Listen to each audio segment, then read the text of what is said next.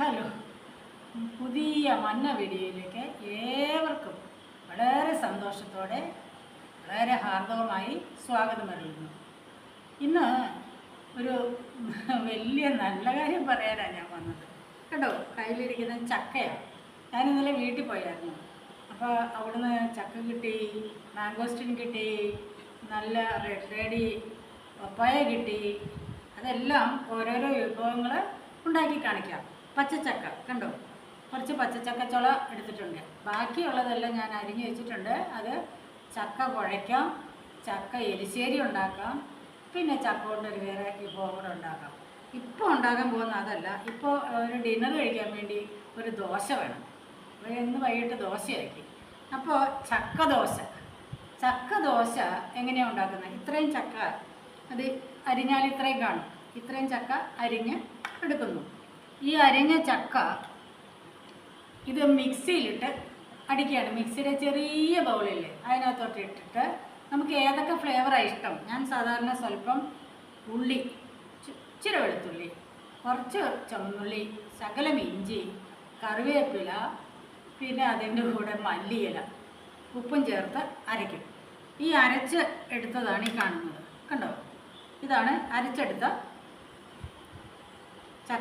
ചക്കയിലെല്ലാം ഉണ്ട്. കറിവേപ്പില, മല്ലിയില എല്ലാം ഉണ്ട്.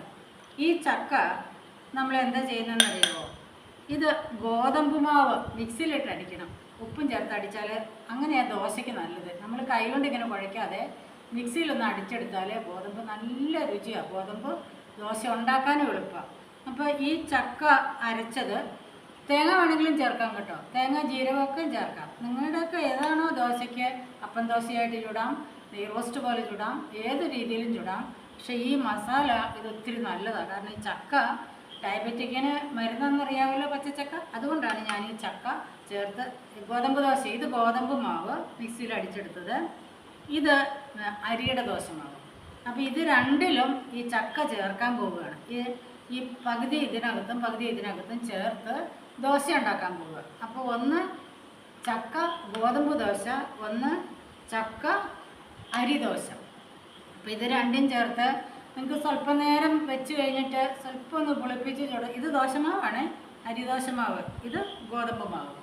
ഇതിനകത്തോട്ട് ഈ മാവ് ചേർത്ത് ചുടുകയാണ്. അപ്പോൾ ഇതിങ്ങനെ ചേർത്ത് ചുടുമ്പോൾ നിങ്ങൾക്ക് അപ്പം ദോശ, അത് തട്ട് ദോശയില്ലേ, അങ്ങനെ വേണമെങ്കിൽ ചുടാം. അതല്ല നെയ് റോസ്റ്റ് പോലെ വേണമെങ്കിൽ ചുടാം. അതല്ല ഇതിൻ്റെ ദോശയിൽ മസാല ദോശ വേണമെങ്കിൽ ആക്കാം. ഏത് രീതിയിലും ആക്കാവുന്നതാണ്. ഇപ്പോൾ ഈ ഞാൻ ദോശ ചുട്ടു കേട്ടോ. ഇത് അരിമാവ് ചേർത്തുണ്ടാക്കിയ ദോശ. അരിമാവിൻ്റെ കൂടെ ചക്കയുടെ ഈ മസാലയും കൂടെ ചേർത്ത് ഉണ്ടാക്കിയ ദോശയാണ്. ഇത് ഗോതമ്പ് കണ്ടോ, അതിൻ്റെ കളർ തന്നെ കണ്ടാൽ അറിയാമല്ലോ. ഇത് ഇവിടെ എല്ലാം നിങ്ങൾക്ക് നന്നായിട്ട് കാണാമോ? ഇവിടെ എല്ലാം മല്ലിയില, അതുപോലെ ഇങ്ങനെ അപ്പം ദോശയായിട്ട് ചുട്ടെടുത്തതാണ്. ഇങ്ങനെ വേണമെങ്കിലും ചുടാം, ഇങ്ങനെ വേണമെങ്കിലും ചുടാം. ഇത് അരി ചക്ക, ഇത് ഗോതമ്പ് ചക്ക. ഇനി ഇതിൻ്റെ കൂടെ ചേർത്ത് കഴിക്കാൻ ഗോതമ്പ് അരി, എൻ്റെ ഹസ്ബൻഡിന് അരിദോശയാണ് ഇഷ്ടം, ഗോതമ്പിനോട് താല്പര്യമില്ല. അപ്പോൾ ഈ ചമ്മന്തിയാണ് ആവശ്യൻ്റെ ഫേവറേറ്റ്. അപ്പോൾ ഇത് അരി ചക്ക ദോശയുടെ ചമ്മന്തി. ഇതാണ് എൻ്റെ ചമ്മന്തി. ഞാൻ കഴിഞ്ഞ വീഡിയോയിൽ 2 ചമ്മന്തി കാണിച്ചിരുന്നു. ദോശയ്ക്കും ഇഡ്ഡലിക്കും സൂപ്പറാണ്. ഇത് ഉണ്ടല്ലോ, പൊട്ടുകടല തേങ്ങയോട് ചേർത്ത് ഉണ്ടാക്കിയ ചമ്മന്തി. അങ്ങനെ ചക്ക ദോശയ്ക്ക് അരി ചേർത്ത ചക്കദോശ, ഗോതമ്പ് ചേർത്ത ചക്കദോശ, ഇതിന് രണ്ടിനും ചേരുന്ന ചമ്മന്തി. ഇത് നിങ്ങൾക്ക് ഒത്തിരി ഉപകാരപ്പെടും. കാരണം ഒരു ഡയബറ്റിക് പേഷ്യൻറ്റിന് ഏറ്റവും നല്ലതാണ് ചക്ക ചേർത്തിട്ടുള്ള വിഭവങ്ങൾ. അതുകൊണ്ട് ഇത് നിങ്ങൾക്ക് ഉപകാരപ്പെടട്ടെ എന്ന് ആഗ്രഹിക്കുകയും ആശ്വസിക്കുകയും ചെയ്യുന്നു. നിങ്ങൾ ഓരോരുത്തരും നിങ്ങൾക്ക് അറിയാവുന്നതായ എല്ലാ കാര്യങ്ങളും ഒന്ന് ഷെയർ ചെയ്യുക.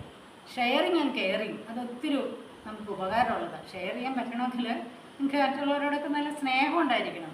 നമുക്ക് പ്രതികാര മനസ്ഥിതി, ദേഷ്യം, കലി, ആകുലത, മനസ്താപം ഇതൊക്കെ കളഞ്ഞിട്ട് ഇന്നത്തെ ദിവസം വളരെ സന്തോഷത്തോടെ നമുക്ക് ജീവിക്കാം.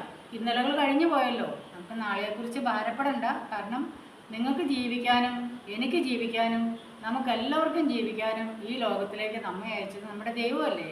അപ്പോൾ ആ ദൈവത്തിന് നന്ദി പറഞ്ഞുകൊണ്ട് വീഡിയോ അവസാനിപ്പിക്കുന്നു. വീണ്ടും അടുത്ത വീഡിയോയിലൂടെ കാണാം. ഓക്കേ.